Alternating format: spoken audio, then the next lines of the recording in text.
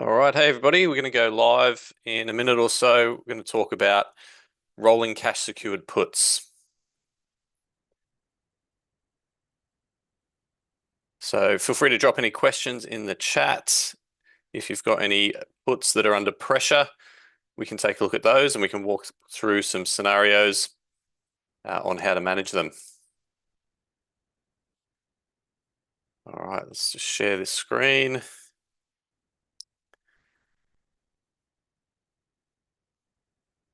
Okay, so just before we get started, a quick reminder that everything is for educational purposes only, is general in nature and does not take into account your personal circumstances. All right, so what I thought we could do is go into Risk Navigator and look at a stock that's had a little bit of a drop recently and talk about how we could potentially manage those cash secured puts. So one that I was looking at was Merck that's had a pretty big drop recently, trading about 110. So let's say you've sold the November 110 put and it's getting close to going in the money. So we're going to just bring that in and see how that looks. This is Risk Navigator from Interactive Brokers. I use this to analyze all trades. It's a really great piece of software. So you can see here, here's our payoff graph. Maybe we initially sold this for $200 or something like that. It's now trading up at 325, and we're almost going to go in the money. So what I like to do in this scenario is do a roll down, and usually I want to try and do that for very little cost or even a credit. So I'll do that in a scenario where maybe I'm not quite ready to take ownership of Merck yet. I want to delay assignment and I want to just roll the exposure down a little bit. So what I want to do is try and do it for no cost or maybe even a slight credit. So you could see to buy this one back, it's going to cost me $325. So when I want to sell a new option, I want to try and make sure I'm receiving at least $325. So we won't be able to do that if we stay in the November expiration. You can see if we roll down to 105, we're only going to get about $148 for that. So it's going to be quite a big debit. We buy this back for 320 and we receive 148. So it's a big debit to do that. But if we roll out to December, let's see what the options look like. Even then, with the stock like Merck, we're not getting enough credit there at the 105 strike. So we'd maybe even have to go out to January. Even look at that. That's really not ideal. So this is a sort of scenario that's pretty tricky. And even if we went out, let's say March, we'd have to go all the way out to March in order to roll down 5 points and get a slight credit. So we're going to have to maintain that exposure for quite a long time, but that's certainly one thing we could do. Another thing I'll do, if I'm willing to add a bit of exposure to the trade, is I might roll down and double the position size. And if I'm going to do that, I might just add a little protective piece as well. So I'll show you two different ways we could do this.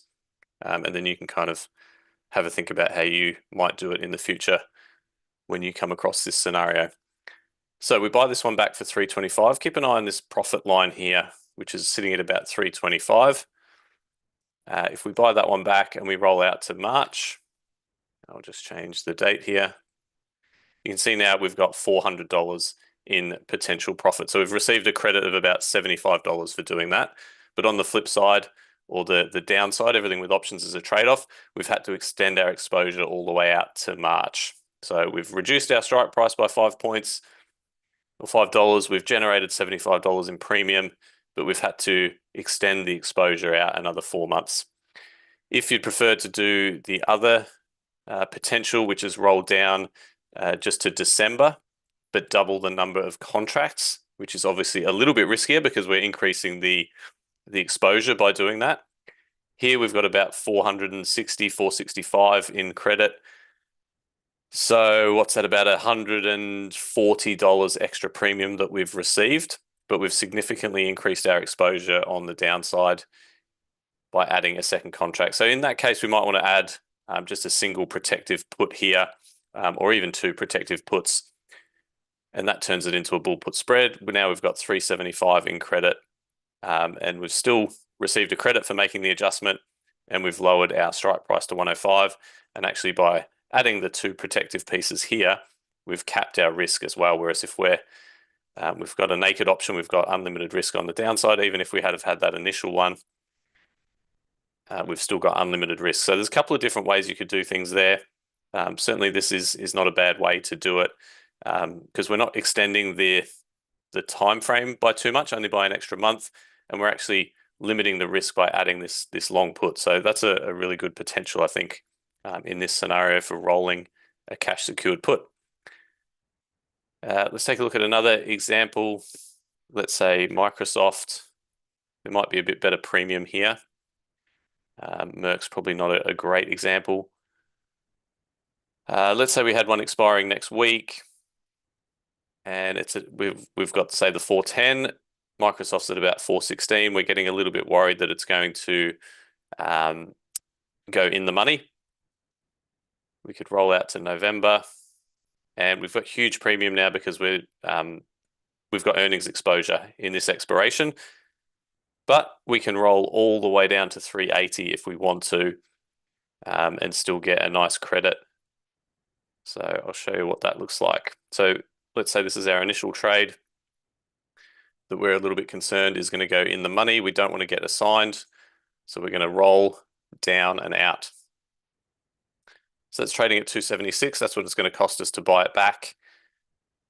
You can see that profit line there sitting at about 275.